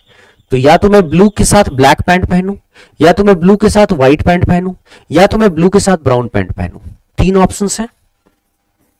ठीक है, या तो मैं ब्लैक के साथ ब्लैक पैंट पहनूं, या तो मैं ब्लैक के साथ व्हाइट पहनूं, या तो मैं ब्लैक के साथ ब्राउन पहनूं. फिर से 3 ऑप्शंस हैं. या तो मैं व्हाइट शर्ट पहनता हूं और व्हाइट शर्ट के साथ मैं ब्लैक पैंट पहनूं, व्हाइट शर्ट के साथ मैं व्हाइट पैंट ही पहनूं, या तो व्हाइट शर्ट के साथ मैं ब्राउन पैंट पहनूं. ठीक है, तो मैं व्हाइट शर्ट पहन लूंगा, या तो मैं ब्राउन पैंट पहनूं एक, या तो व्हाइट शर्ट के साथ मैं व्हाइट पैंट पहनूं दूसरा, व्हाइट शर्ट व्हाइट पैंट दूसरा कोड, या तो व्हाइट शर्ट के साथ मैं ब्लैक पैंट पहनूं, तीसरा। ठीक है, उसी तरह अगर मैं ब्राउन शर्ट पहन लेता हूं, तो ब्राउन शर्ट अगर मेरा एक है तो या तो मैं इस ब्राउन शर्ट के साथ ब्लैक पैंट पहनूंगा, या तो मैं इस ब्राउन शर्ट के साथ व्हाइट पैंट पहनूंगा, या तो मैं इस ब्राउन शर्ट के साथ ब्राउन पैंट पहनूंगा। ठीक है, तो टोटल फिर से 3। मतलब तुमने नोटिस किया 3 3 3 3। अगर मैं सबको अलग अलग देखूं कि आइदर मैंने ब्लू शर्ट पहना तो ब्लू शर्ट पहनने के मेरे पास 3 तरीके थे पैंट के साथ, और मैंने ब्लैक शर्ट पहना तो ब्लैक शर्ट पहनने के 3 तरीके थे, और मुझे अगर व्हाइट शर्ट पहनना है तो व्हाइट शर्ट पहनने के 3 तरीके थे पैंट के साथ, और अगर मुझे ब्राउन पहनना है तो उसके भी 3 तरीके थे। तो अगर मैं इसको ऐड करूं तो 3 3 3 3 होता है total 12 fundamental principles of addition. ठीक है, आ गया? मुझे लगता है तुम्हें अब समझ में आ रहा होगा एडिशन। और अगर मैं इसी को मल्टीप्लीकेशन से बताना चाहूं, फंडामेंटल प्रिंसिपल्स ऑफ मल्टीप्लीकेशन से, तो इसका क्या तरीका होगा? सिंपल सा इसका तरीका यही तो होगा कि शर्ट पहनने के 4 तरीके, मतलब मैं या तो शर्ट पहनूंगा ब्लू, या तो ब्लैक, या तो व्हाइट, या फिर ब्राउन। इस चारों में से कोई एक पहनूंगा, क्योंकि मुझे क्या करना है? टोटल बनाना है। कितना पेयर? टोटल कितना बनाना है मुझे पेयर? तो टोटल जो मुझे यहां पे पेयर बनाना है वो है, पेयर तो पेयर से ज्यादा है, ये तुमको ऐसे समझना पड़ेगा। ड्रेस कोड तैयार करना है, तो वो ड्रेस कोड कैसे तैयार होगा? तो पहले तो मैं शर्ट 4 में से कोई एक शर्ट पहनता हूं, और मैं जब तक दोनों नहीं लूंगा, जब तक मैं दोनों को नहीं उठाऊंगा, ठीक है, तब तक ड्रेस कोड बनेगा ही नहीं। तो पहला जब मैं शर्ट में से कोई एक चूज करूंगा तो 4 शर्ट में से कोई एक चूज करूंगा, तो 4 तरीके में से। ठीक है, और अब शर्ट के साथ मैं पैंट पहनूंगा, तो उस पैंट को पहनने के लिए, ठीक है, मेरे पास 3 तरीके हैं। या तो ये पहनूंगा, किसी भी एक शर्ट को पहन लूंगा, उसके साथ या तो ये पैंट पहनूंगा, या तो ये पहनूंगा, या तो ये पहनूंगा। 3 तरीके हैं। तो 4 को 3 से मल्टीप्लाई जैसे ही किया, देखो तो 12, और इसी को मैं कहता हूं फंडामेंटल प्रिंसिपल्स ऑफ मल्टीप्लिकेशन। मतलब ये सब मिला हुआ है, और इसी को तुम अलग अलग तरीके से सीखते हो, मल्टीप्लिकेशन। मुझे लगता है तुम्हें समझ में आ रहा होगा। ठीक है, अभी मैं कई बार लोगों को बोलता हूं, जैसे बताता हूं कि देखो, कई लोगों को ना आदत होती है कि मेरे पास है ही नहीं यार, मेरे पास ना बहुत ज्यादा ये कुछ पहनने को कपड़े नहीं है, पहनने को कपड़े नहीं है। ठीक है, बस मेरे पास 4 तो शर्ट्स हैं, ठीक है, और मेरे पास 3 पैंट है। तो ऐसे दिखता है यार, 4 शर्ट हैं, 3 पैंट हैं, ठीक है, तो क्या ही मैं पहन पाऊंगा, है ना, क्या ही मैं कॉम्बिनेशन बनाऊंगा। लेकिन अगर तुम ठीक से देखोगे तो इससे हम टोटल 12 दिनों तक 12 अलग अलग कॉम्बिनेशन बना के पहन सकते हैं। 12 अलग अलग कपड़े हैं। ठीक है, तो इससे ये चीज आपको समझ में आ जाएगा कि अगर परमुटेशन कॉम्बिनेशन आपको पता है तो आपको पता चलेगा। तो कुछ समय पहले तक आप लोग को लग रहा था यार शर्ट आपके पास 4 ही है, पैंट 3 ही है, लेकिन अब आपको लग रहा है कि यार मेरे पास 12 कॉम्बिनेशंस हैं। ठीक है, अब ये बात तो ठीक है, अब ये बात लड़कियों को कौन बताए, है ना। मेरी वाइफ का भी वही हाल है ना, कि मेरी वाइफ छोड़ो, किसका हाल नहीं है, पूरा का पूरा कवर्ड भरा हुआ रहता है, फिर भी कहते हैं कि उनके पास है ही नहीं कपड़े पहनने को, बहुत कम है। ठीक है, तो क्योंकि इंस्टाग्राम वगैरह इन सब पे फोटो जाना चाहिए, तो एक बार जो पहन लिया वो दोबारा कैसे, मतलब ये चीज चल रहा है। मेरे साथ तो और भी बुरा है कि शुरुआत में जब हम लोग शिफ्ट करके घर पे आए थे, तो एक कवर था, और उस कवर में एक बड़ा सा कवर था, उस कवर के 2 हिस्से थे। तो पहले डिसाइड हुआ कि एक कवर का हिस्सा तुम रखोगी और एक मैं रखूंगा, तो डिसाइड हो गया। लेकिन फिर चूंकि उसके कपड़े ज्यादा होते हैं, तो फिर उसने कहा कि नहीं, एक काम करो ना, तुम थोड़ा सा मेरे कवर में से वो दे दो, मेरा कवर तो ही, अपने कवर में से एक हिस्सा ऊपर का बड़ा सा हिस्सा था, वो एक बार दे दो, उसमें हो जाएगा। तो मेरा अपना सिकुड़ गया। अब हाल ये है, धीरे धीरे ऐसा हो जाता है कि ये वाला कवर तो गया ही, दूसरे वाले कवर का जो ऊपर वाला हिस्सा था वो भी, नीचे वाला भी हिस्सा, उसके 4 सेक्शंस थे। ठीक है, 5 कह लो, 5 सेक्शंस थे। तो पहले एक गया था, 4 मेरे पास था, उसके बाद एक गया, उसके बाद नीचे वाला गया, उसके बाद ऊपर वाला भी गया, और उसके बाद जब मेरी बेटी हुई ना, एक सेक्शन उसका गया। तो देखो कितने गए, इधर वाले 5 सेक्शन का 4 सेक्शन चला गया, अब मेरे पास मात्र 1 सेक्शन बचा। तो याद रखना, चाहे वो कोई भी हो, वाइफ हो, चाहे बेटी हो, चाहे जो भी है, बहन हो, ये बात समझ लो कि कपड़े आएंगे, अगर उनके आएंगे तो आपको सिकुड़ के रहना पड़ेगा भाई। तो ये चीज हम लोगों ने झेला है भाई, ठीक है। तो खैर आ जाओ, आगे बढ़ते हैं। तो fundamental principles of multiplication, fundamental principles of addition, तुम अगर ये चीज समझ गए होगे तो ये समझना कि इस तरह से परमुटेशन कॉम्बिनेशन से चीजें समझ में आती है, ठीक। अब थोड़ा सा और एग्जांपल मैं आगे लेकर जाता हूं, और मैं आज क्वेश्चंस कराऊंगा दूसरे वाले सेशन में, वीडियो आएगा, इसके बाद वाला वीडियो में क्वेश्चन कराऊंगा, अभी बस मैं थ्योरी करा रहा हूं, और इसके बाद क्वेश्चन शुरू हो जाएगा, ठीक है, ध्यान रखना। तो अभी आगे चल के बहुत क्वेश्चंस आने वाले हैं, है ना। पहले थ्योरी को पूरा समझ रहे हैं और उसके बाद आगे चल के क्वेश्चंस बड़े सारे आएंगे, ठीक है। तो डोंट वरी, तो मेरा यही तरीका है। अगर किसी को लगता है नहीं सर आप ऐसे पढ़ा रहे हो, क्वेश्चंस नहीं करा रहे हो, तो मुझे इसके लिए कोई ज्ञान मत देना, ठीक है। ये ज्ञान देने की जरूरत बिल्कुल नहीं है कि सर ये नहीं करा रहे हो, वो नहीं करा रहे हो, पढ़ो, मैं पढ़ा रहा हूं, ठीक है। मुझे मत पढ़ाना पहले, अब मुझे पढ़ाओगे तो कुछ नई चीज सिखाना चाहते हो तो मैं सीखने को तैयार हूं, ठीक है। लेकिन फिर वो नई चीज हो, अलग हो, ये वाला ज्ञान मत देना कि सर क्वेश्चंस क्यों नहीं करा रहे हैं, पहले ही कब कराना है, कैसे कराना है, वो पहले जो मैं पढ़ा रहा हूं वो पढ़ाओ। क्योंकि कुछ कुछ बीच में आ जाते हैं, हम लोग उनको बचपन में वीर बंका कहते थे, ठीक है। हमारे अपने मातृभाषाओं में जो होता था ना ऐसे वर्ड्स कि भाई जान न पहचान मैं तेरा मेहमान, ठीक है, तो आके आपको समझाने लगेंगे वो चीज, तो नहीं, वो नहीं करना है। तुम देख रहे हो ना, वो करने से पहले आप करिए, नई चीजें मैं सीखने को तैयार हूं, देखिए, ठीक है। 18 साल से मैं यही काम कर रहा हूं, कितने हजार स्टूडेंट्स को मैंने पढ़ा दिया होगा, कितने बन गए होंगे, ठीक है, मेरे गाइडेंस से ही बन रहे हैं ना, ठीक है। तो मेरी तरीके को उंगली उठाना तो मैं मना नहीं करूंगा, वो तुम्हारा अधिकार है, ठीक है, क्रिटिसिज्म तुम्हारा अधिकार है, लेकिन पहले समझ लो, मुझे देख लो, सीख लो, पूरा पढ़ लो अच्छे से, मैं जो बताना चाहता हूं वो समझ लो, फिर मुझे बताओगे ना तो मैं स्वागत करूंगा, ठीक है, तुम्हारे क्रिटिसिज्म का स्वागत करूंगा, ठीक है। वैसे तो मुझे बहुत कम बच्चे क्रिटिसाइज करते हैं इतने दिनों में, एक आध कभी मुझे तो सामने से तो कोई किसी ने नहीं किया है, बट मैं मानता हूं कि 100% कोई भी सही नहीं हो सकता है, सब में सीखते रहना पड़ेगा सबको, आगे बढ़ते आइए, आज भी मैं हमेशा सीखने की कोशिश करता रहता हूं।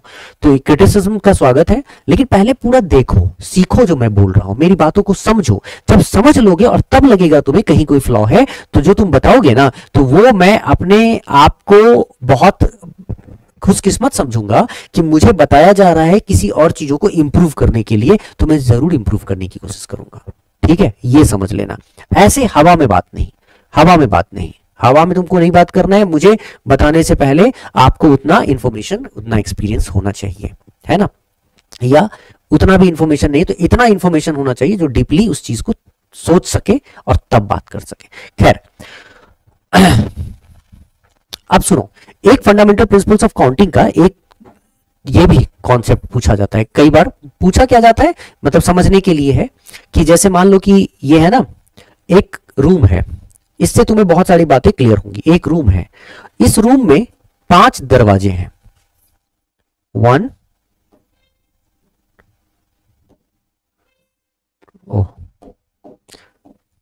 एक दरवाजा, ठीक है, उसके बाद दूसरा दरवाजा, उसके बाद तीसरा दरवाजा, उसके बाद चौथा दरवाजा, उसके बाद 5वां दरवाजा, ठीक है। ऐसे करके मान लो कि मैं नंबरिंग कर देता हूं, पहला, दूसरा, तीसरा, चौथा, 4th एंड 5th। अच्छा, कोई कहता है, अब इसको समझना कि एक रूम में कोई है, यहां पे रूम में कोई पर्सन है, ठीक है, यहां रूम में कोई पर्सन है, इस रूम से इस पर्सन को बाहर जाना है। If person, a person has to, a person has to leave the room, leave the room in how many ways, in how many ways, in how many ways can he do that? Can he do that? मैं थोड़ा grammar पे उतना ध्यान नहीं देता हूं. Can he do that, he can do that. ठीक है, अभी उस पर फोकस कर रहे हैं हम लोग. जो समझना है कि a person has to leave the room, in how many ways can he do that. देखो कहा जा रहा है कि ये पर्सन है इस रूम के अंदर, 5 दरवाजे हैं, तो 5 दरवाजों में से कितने दरवाजे, मतलब कितने तरीके से ये पर्सन बाहर जा सकता है.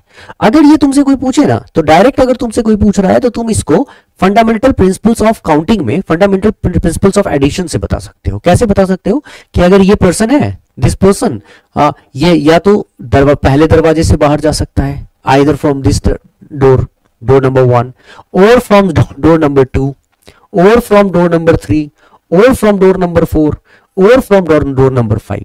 मतलब 5 में से किसी भी एक डोर से बाहर जा सकता है. और इसीलिए ये फंडामेंटल प्रिंसिपल्स ऑफ एडिशन में इसका मतलब ये हुआ, in how many ways can he do that, so he can do this in 5 ways. 5 ways. ठीक है, अब इसमें थोड़ा सा और मैं लगाता हूं और यहां से मैं चीजों को बदल रहा हूं. ठीक है, कॉन्सेप्ट को बदल रहा हूं.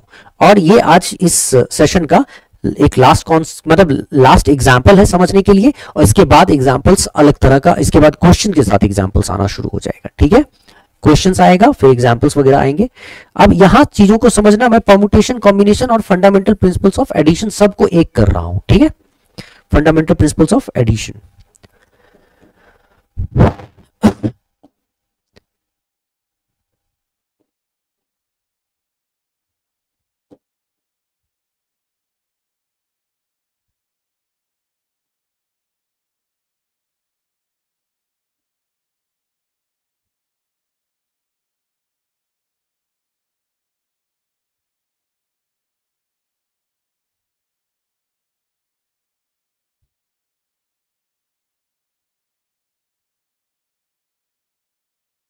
देखो 1 2 3 4 5. ठीक है, अब क्या है, there will be 2 things, you have to understand it deeply. तुम्हें सबसे पहले मैं दिखा देता हूं. तुम्हें याद है हमने कहा था number of ways of arrangement of n different things taking r at a time is given by 2 different formula. मतलब फॉर्मूला को मैं ऐसे बांट रहा हूं, when there is no restriction imposed then formula is n to the power r. है ना, जब कोई प्रतिबंध नहीं है तो formula n to the power r होगा. लेकिन जब रिस्ट्रिक्शन इंपोज हो जाएगा, when there is restriction, formula is npr. ठीक, अब इसको मैं फंडामेंटल प्रिंसिपल्स ऑफ काउंटिंग से थोड़ा समझने की कोशिश करूंगा. एक एग्जांपल को अच्छे से समझ लो. जैसे मैं केस बता रहा हूं with no restrictions, no restrictions, no restriction imposed. अब क्वेश्चन क्या बन रहा है, यहां पे क्वेश्चन बन रहा है, there is a room, in this room we have 1 2 3 4 5 doors. In how many ways, in how many ways one can, in how many ways one can enter from one door and exit from any, exit from any. Question को ठीक से समझो, इसमें कोई restriction नहीं है. मतलब यहां पे 2 चीज को एक साथ करना है, एक बार एंटर करना है, एक बार एंटर करना है और दूसरा एग्जिट करना है. So to enter and then to exit, room में आओ, रूम में आओ और फिर रूम से एग्जिट करो. 2 चीजें करनी है, 2 things at a time, enter and then exit. ठीक है, कोई रिस्ट्रिक्शन नहीं है. If you want to enter from any of the door, yes you can enter from any door and then you can exit from any of the door. Right, अब समझना इसको, कोई जब रिस्ट्रिक्शन नहीं होता है तो और इसी का जब उल्टा एक क्वेश्चन तुमसे यहां पूछेगा, रिस्ट्रिक्शंस इम्पोज्ड, रिस्ट्रिक्शन इम्पोज्ड, क्या होगा क्वेश्चन? इसी क्वेश्चन को ऐसे पूछेगा, इन how many veg a man can enter from one door and exit from another. Exit from another. In how many ways a man can enter from one door and exit from another? अब question समझ में आया? यहां पे restriction क्या बना कि कितने तरीके से व्यक्ति एंटर करेगा एक डोर से, लेकिन एग्जिट उस डोर से नहीं होगा। रिस्ट्रिक्शन दे दिया गया है कि एग्जिट होगा दूसरी डोर से। ठीक है ना? सुनो, अब मैं तीनों थ्योरी से समझाता हूं, तीनों को अच्छे से समझाता हूं, समझना। पहले इस कंडीशन को समझते हैं जहां पे देयर इज नो रिस्ट्रिक्शन, और फिर हम इस कंडीशन को समझेंगे when there is restriction imposed. उससे पहले मैं थोड़ा सा तुम लोगों को बता दूं आगे बढ़ने से पहले कि मेरा जो भी मैथ्स पढ़ना चाहते हो, डीपली पढ़ना चाहते हो, ठीक है, और बेसिक से फंडामेंटल से एडवांस लेवल पे मैथ्स पढ़ना चाहते हो, मतलब एप्टीट्यूड, क्वांटिटेटिव एप्टीट्यूड पढ़ना चाहते हो, लॉजिकल रीजनिंग्स पढ़ना चाहते हो, कॉम्प्रिहेंशंस पढ़ना चाहते हो, ठीक है, तो जो भी एग्जाम्स की तैयारी कर रहे हो, जैसे यूपीएससी सीसैट का एक बैच चलता है हमारे यहाँ, हमारे इस ऐप पे, निर्भीक 2.0 ऑलरेडी, ये जो निर्भीक 2.0 है, ठीक है, वो चलता है, जो फुल सीसैट कोर्स है, ये सीसैट बेस्ड कोर्स है, सीसैट कोर्स, और ये 2025 के लिए है, ठीक है, फुल सीसैट कोर्स 2025 के लिए। अब इसमें हर चीज तुमको मिल जाएगा, रिकॉर्डेड सेशंस होते हैं, लाइव सेशंस होते हैं, डाउट लाइव सेशंस होगा, लाइव डाउट सेशंस कहते हो, लाइव डाउट सेशन, ठीक है, पूरा फोकस रहता है तुम्हारे ऊपर, ठीक है, असाइनमेंट्स तुमको मिलेगा, ठीक है, और उसके साथ साथ टेस्ट सीरीज, और साथ ही साथ क्या होता है कि जैसे तुम कई बुक्स होते हैं ना जो मैं रिकमेंड करता हूं, लाइक कि चलो भाई आर.एस. अग्रवाल तुम पढ़ लो, ठीक है, उससे करो, तो तुम अपने बुक्स के क्वेश्चंस को भी करते हो वहां पे, जो डाउट सेशंस में भी हम कर सकते हैं। तो ये चीज तुम्हारा बहुत फायदेमंद हो जाता है, मतलब बच्चे मुझसे जुड़ते हैं, और ये साल भर 6-6 महीने, पहले 6 महीने तो कम से कम तुम्हारा टाइम मैं लूंगा ही, ठीक है, कोर्स खत्म करने में, और 4 महीने तक में तुम अपने आप को तैयार करोगे, 6 महीने में कोर्स कंप्लीट होगा, उसके बाद प्रैक्टिस, इनफैक्ट 4 महीने में भी कोर्स कंप्लीट होता है, तो उसके बाद प्रैक्टिस, ठीक है, प्रैक्टिस, टेस्ट सीरीज, ये सब करते करते उतना समय लग जाता है, 9 से 10 महीने तुम्हारा टाइम तुमको लेकर चलना पड़ेगा। और ये वाला जो सीसैट है 2025, अभी अगर तुम करते हो 9 से 10 महीने नहीं, माय मिस्टेक, 6 महीने तक तुमको इतना समय देना पड़ेगा। और 2025 के लिए ये बड़ा ही सही टाइम है कि तुम अगर अभी ये ज्वाइन कर लेते हो, तो अगर जिसको करना होगा तो ज्वाइन करते हो तो तुम्हारे पास इनफ टाइम होगा, नहीं तो बाद में अगर करोगे तो फिर वही तुमको जल्दी जल्दी में करना पड़ेगा, कई चीजें सीखोगे, कई चीजें नहीं सीखोगे, बट इस कोर्स से बहुत सारी चीजें तुम्हें समझने को मिल जाएंगी। तो ये यूपीएससी सीसैट के लिए तो है ही, साथ ही साथ निर्भीक क्या 2.0 के अलावा कुमार मैथमेटिक्स ऐप पे, ठीक है, और भी exams like CDS, AFCAT, CAPF हो, या फिर और भी एसएससी का एग्जाम हो, क्लैट वगैरह, क्लैट का तो अभी और जब लीगल एप्टीट्यूड के साथ हम लाएंगे बस, बट ये रीजनिंग और मैथ्स के तुम कर सकते हो, है ना, और भी बहुत सारे कोर्सेज हैं जो तुम कर सकते हो कुमार मैथमेटिक्स ऐप पे, ठीक है। तो उसमें ये जो है ना, इसका लिंक तुमको डिस्क्रिप्शन बॉक्स में होगा, लिंक जो है ना डिस्क्रिप्शन में होगा, ऑलरेडी डिस्क्रिप्शन बॉक्स में होगा, ठीक है। तो कुमार मैथमेटिक्स ऐप अगर डाउनलोड करना चाहते हो तो एंड्रॉयड यूज करते हो ना, ठीक है, तो एंड्रॉयड यूजर्स आराम से गूगल प्ले स्टोर से कर सकते हो, गूगल प्ले स्टोर से। अच्छा, ये भी क्या, अब तुम डिस्क्रिप्शन में जाओ ना, डिस्क्रिप्शन में जाओगे ना तो ये लिंक तुमको अपने आप दिख जाएगा, सब कुछ ऑलरेडी दिया हुआ है, तो इसका भी लिंक दिया हुआ है और इसका भी लिंक दिया हुआ है, ठीक है। डायरेक्ट एंड्रॉयड वाले गूगल प्ले स्टोर से कर सकते हो, लेकिन जो iOS यूज करते हैं ना, iOS आईफोन वगैरह यूज करते हो, उसको ना क्लास प्लस का ऐप डाउनलोड करना पड़ेगा बच्चे। और क्लास प्लस का ऐप डाउनलोड करके, ठीक है, और क्लास प्लस के ऐप को डाउनलोड जब करोगे उसमें एक ORG कोड मांगेगा, ORG कोड। वो ORG कोड होता है UOPDV, ये डालना है तुमको, UOPDV, ठीक है। अपने आप कुमार मैथमेटिक्स ऐप चलने लगेगा, ठीक है। तो ये देख लो, नेक्स्ट टाइम मैं तुम्हें समझा दूंगा, बता दूंगा, ठीक है, कैसे ये होता है। अभी मैं वीडियो को, सेशन को लंबा नहीं लेके जाना चाहता हूं, तो थोड़ा सा समझ लो।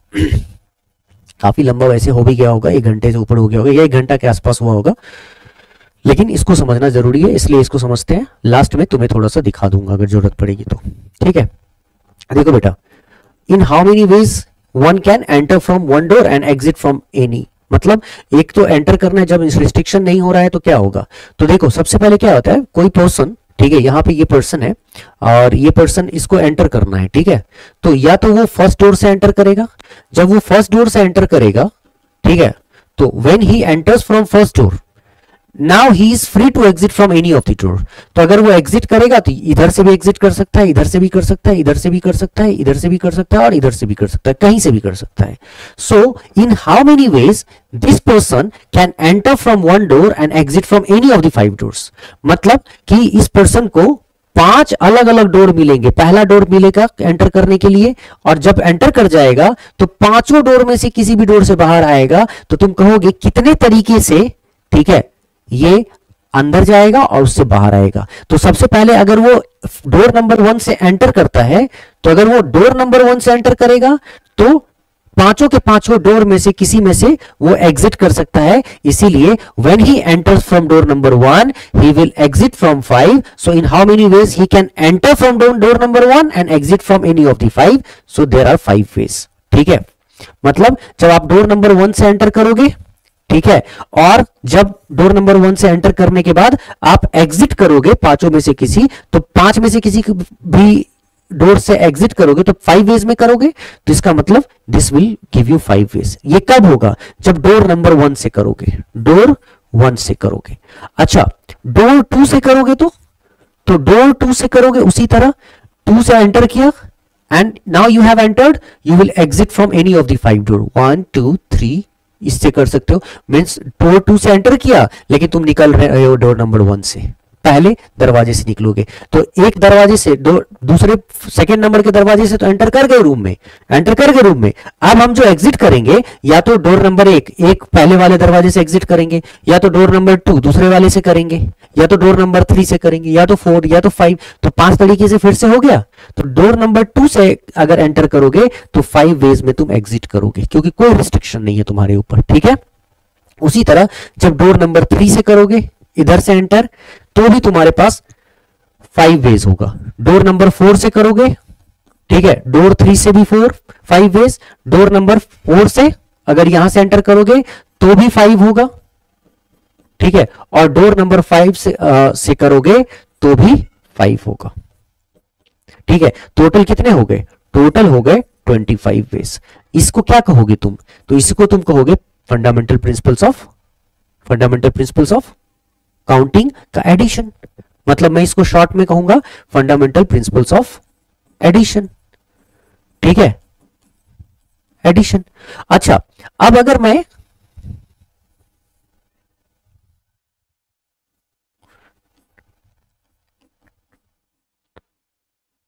ठीक है, अब मैं इसी को देखता हूं दूसरे चीजों को, मतलब इसको ऐसे बना दो कि 2 थिंग्स एट अ टाइम। अगर मैंने अलग से फंडामेंटल प्रिंसिपल्स ऑफ एडिशन में मैंने अलग से देखा कि पहले वो एंटर करेगा, तो एंटर मतलब 5 में से कोई भी एक डोर से करेगा, ठीक है, और एग्जिट करेगा तो 5 में से भी कोई एक डोर से करेगा। तो या तो इस डोर से करेगा और इस डोर से करेगा, इस डोर और इस डोर से, 3rd one, 4th one, 5th one, तो कितने तरीके होंगे। अच्छा, अगर मैं इसको ओवरऑल कंबाइन करके देखूं, हाँ, that this man has to enter from one door and exit from another, exit from the same door, exit from any of the door। मतलब यहां पे मैं देखूं कि entry and exit, there are 2 things going on here, entry and exit, है ना। तो अगर एंट्री करने के कितने तरीके? If he wants to enter then in how many ways he can enter? Entry करने के कितने तरीके? So there are 4 ways to enter. समझना मेरी बात को, यहां there are 4 ways to enter. There are 4 ways to enter. My mistake, 4 नहीं 5. अभी एंटर करने के कितने तरीके? या तो ये if he wants to enter and go out of the room, leave the room, so या तो फर्स्ट डोर से एंटर करेगा, या सेकेंड, या थर्ड, या फोर्थ, या फिफ्थ से. तो there are 5 ways to enter. 5 ways to enter. So these 5 doors can be used to enter the room. मतलब पांचों में से कोई एक दरवाजा आप रूम में एंटर करने के लिए यूज करेंगे. ठीक है, एंटर करने के लिए 5 में से कोई एक करेंगे तो 5 वेज में. And now you have to exit from the room. और पांचों के पांचों दरवाजा में से कोई भी एक दरवाजा एक समय में तुम यूज करोगे एग्जिट करने के लिए, तो कितने वेज में करोगे? 5 है दरवाजा, तो पांचों में से किसी के से भी कर सकते हो, तो 5 वेज में करोगे. तो जब तुम इसको 5 into 5 करोगे ना, हाँ, तो this will give you 25 ways. और हम इसको कहेंगे fundamental principles of multiplication. Fundamental principles of multiplication. ठीक है, चलो अगर तुम ये बात समझ गए, ठीक, तो थर्ड वाला कहानी को थोड़ा सा समझो और मजेदार में बना देता हूं थर्ड वाले कहानी को. ठीक है, अब तुम इसको ब्रॉड पर्सपेक्टिव में देखो, अलग तरीके से देखो, तो तुम्हें समझ में आएगा कि यहां पे 2 चीजें हो रही है. ठीक है, डोर्स का नंबर 5 ही है. n इक्वल टू, अगर मैं डोर को मान लू टोटल नंबर, अगर डोर का दिखाया जा रहा है कि कोई भी जो चीज हो रहा है, either you are going to enter or you are leaving the room, both are done through door, right. तो ये डोर्स का इंपॉर्टेंस यहां पे है कि कितने डोर्स हैं, जो भी यहां पे काम होगा वो डोर्स के थ्रू ही होगा, to enter and to exit, है ना. तो डोर्स को अगर मैं यहां पे ऑब्जेक्ट मानू, आइटम मानू, जो कि यहां पे यूज होगा काम के लिए, तो there are 5 doors. There are total 5 doors. There are total 5 doors. And 2 doors are used at one time. 2 doors are used at one time to enter and exit. हाँ, 2 doors are used. अच्छा, 2 doors मतलब not 2 different doors. It can be 2 same door 2 times. That means doors are used 2 times here. For one time you have to enter and for another time you have to exit. इसका मतलब कि 2 बार आपको दरवाजा use करना पड़ेगा, enter करने के लिए एक बार और दूसरा एग्जिट करने के लिए. तो आप हो सकता है सेम डोर से एंटर करें और सेम डोर से एग्जिट, क्योंकि आपके ऊपर रिस्ट्रिक्शंस नहीं है. तो you will take और you will use doors 2 times. इसीलिए हम कहेंगे if we have 5 doors and we are using these doors 2 times for enter and exit, so taking 2 at a time. Taking 2 at a time. अच्छा, there are 5 doors, तो मैं कहूंगा n equal to, if there are 5 doors, so n equal to 5, and since 2 doors are used for this purpose at a time, so taking 2 at a time, total number of ways in which it can be done is 5 square, that is 25 ways. और इसीलिए हम इसको 5 square को n to the power r formula कहते हैं. जब restriction नहीं हो तो n to the power r formula. n to the power r formula क्यों? क्योंकि टोटल जो डोर्स हैं वो n equal to 5 है. ठीक है, and 2 doors are used for this purpose, to enter and exit at a time. So two not different, it is not necessary that 2 different doors, it can be same door. It can be same door, right, 2 times. So r कितने हो गए? r for 2 purpose, to enter and to exit. That's why I'm taking these 2 door at a time. So आप 5 में से 2 doors को use करना पड़ेगा या doors को 2 टाइम यूज करना पड़ेगा. That's why I'm taking r equal to 2 at a time. So जब तुम 5 के ऊपर स्क्वायर देते हो तो इसका मतलब n to the power r होता है. ये वाला फॉर्मूला तब काम करेगा जब there is no restriction. और देखो तो ये वाला there is no restriction में आया था. n to the power r, there is no restrictions imposed. ठीक है. अब दूसरे में जब रिस्ट्रिक्शन इंपोज होता है तो फॉर्मूला क्या बना? फॉर्मूला क्या बना था इस रिस्ट्रिक्शन पे? इस पे फॉर्मूला बना था एनपीआर, राइट. देखा अब देखो तुम इसको, इसको भी थोड़ा समझ लो। फंडामेंटल प्रिंसिपल्स ऑफ, थोड़ा बहुत ब्रॉड जाके समझोगे तो सब मैच करता है। अब इसको छोटा तरीके से समझ लो।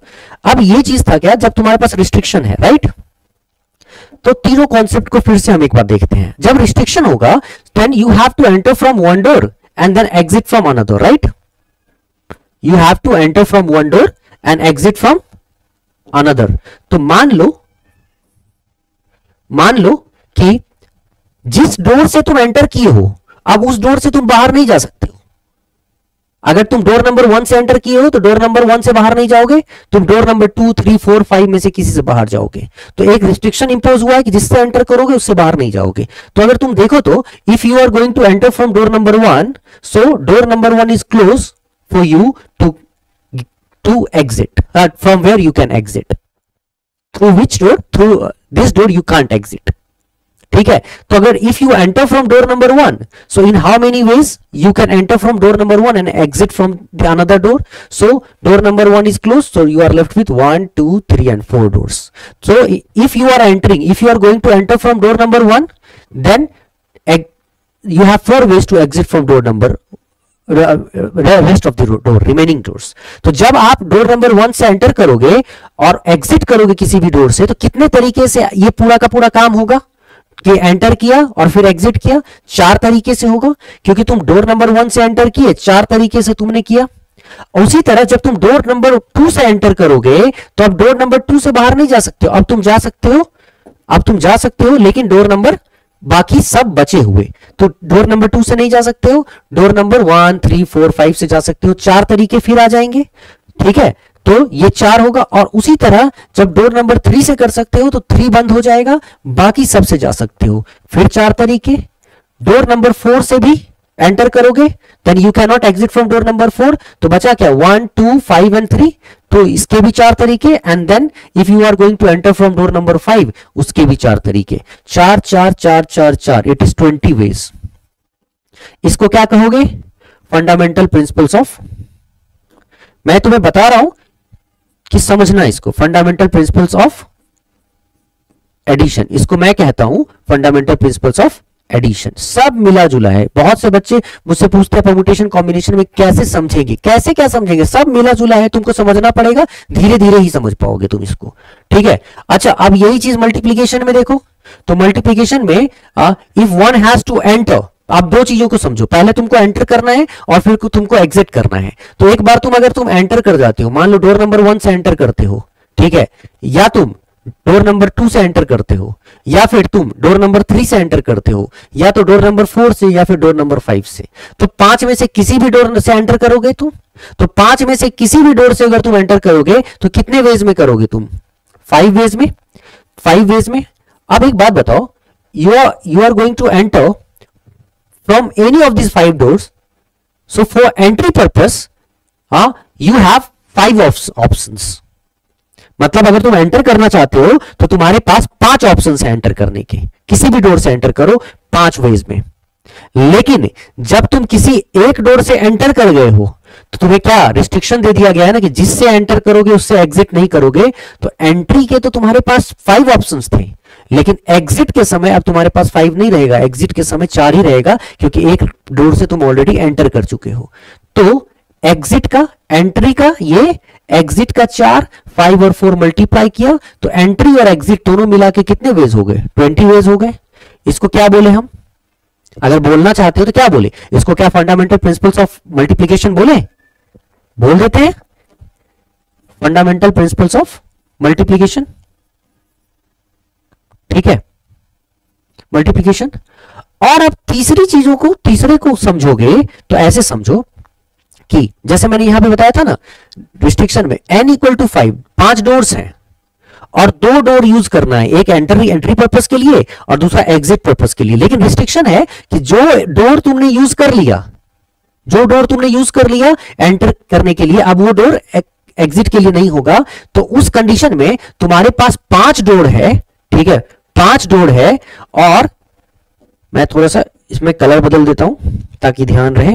5 डोर है तुम्हारे पास और तुम एक बार इस पर्पस के लिए to enter and to exit, for entry and to exit, 2 doors use करना है, ठीक है, और यहां पे रिस्ट्रिक्शन था कि जिससे एंटर करोगे उससे एग्जिट नहीं करोगे, तो 5 doors is n equal to 5।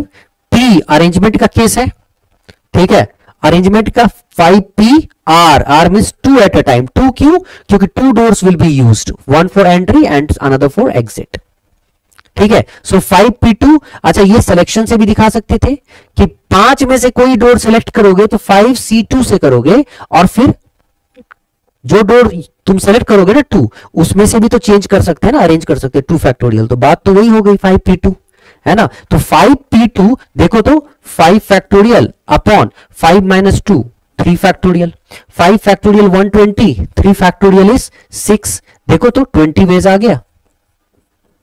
और ये 5p2 कौन सा फॉर्मूला है? क्या ये एनपीआर का फॉर्मूला नहीं है? तो जब रिस्ट्रिक्शन इंपोज होता है तो यही fundamental principles of addition, fundamental principles of multiplication को तुम एनपीआर फॉर्मूले से भी समझा सकते हो। तो जो ये जो फंडामेंटल प्रिंसिपल्स ऑफ मल्टीप्लिकेशन दिखाते हो ना, ठीक है, तो इसको हम डायरेक्टली रिस्ट्रिक्शन अगर होगा तो एनपीआर फॉर्मूला यूज करके भी सॉल्व कर सकते हैं। और मैं इस बात को कहते हुए अब यहीं पे छोड़ रहा हूं, क्योंकि इसको देख लेना बच्चे, बहुत अच्छे से देख लेना, चाहे तो स्लो करके देखना, चाहे तुम बढ़ा कर देखना, जैसे देखना है देखो, क्योंकि इसके बाद जो क्वेश्चन आएगा ना, तो जब मैं क्वेश्चन बताऊंगा ना तो मैं ये भी समझाऊंगा कि क्यों एनपीआर फॉर्मूला के बिना भी हम क्वेश्चन कर रहे हैं। फंडामेंटल प्रिंसिपल्स ज्यादातर यूपीएससी में फंडामेंटल प्रिंसिपल्स ऑफ काउंटिंग से बहुत क्वेश्चंस आते हैं, तो फंडामेंटल प्रिंसिपल्स ऑफ काउंटिंग से तुम यहाँ पे अल्फाबेट्स के क्वेश्चंस को सॉल्व करोगे, जहां अरेंजमेंट होगा, डिजिट्स से तुम नंबर्स बनाओगे, है ना। तो ये सारी चीजें, डिजिट से नंबर, सम्स, ये सारी चीजें तुम्हें पूछी जाती है। फिर लैंग्वेज क्वेश्चन आता है, ठीक है, लैंग्वेज फ्रेमवर्क उसका देखने को मिलेगा। तो कहने का मतलब कैसे fundamental principles of addition, multiplication और ये जो फॉर्मूला है, तीनों आप में से कैसे हम कोई भी लगा देते हैं तो आंसर आ जाता है, किस वक्त कौन सा चीज करें, ठीक है, जो हमारे लिए आसान होगा, तो वो तुमको अपने आप समझ में आएगा, क्योंकि सब एक ही बात है, ठीक है, बस इसको लिखने का तरीका अलग होगा, है ना। तो ये समझना पड़ेगा हमें। तो गाइज आज के लिए हम यही रहने देंगे, इसके बाद जो आएंगे क्लास में उसमें हम क्वेश्चन शुरू करेंगे। एक बढ़िया सा क्वेश्चन स्टार्ट करूंगा तुमको, और वहां से चीजें बदल के इसमें आगे क्वेश्चंस कराऊंगा मैं। अब क्वेश्चन चलेगा, सेशन चलेगा जहां पे थियोरी होगी, फिर क्वेश्चन आएगा, कॉन्सेप्ट आएगा, मजा आने वाला है आगे के सेशन में। Guys thank you so much, take care, enjoy, see you, और नेक्स्ट सेशन में मिलते हैं। तब तक के लिए बाय, जय हिंद। कुमार मैथमेटिक्स ऐप डाउनलोड करना मत भूलना, ठीक है।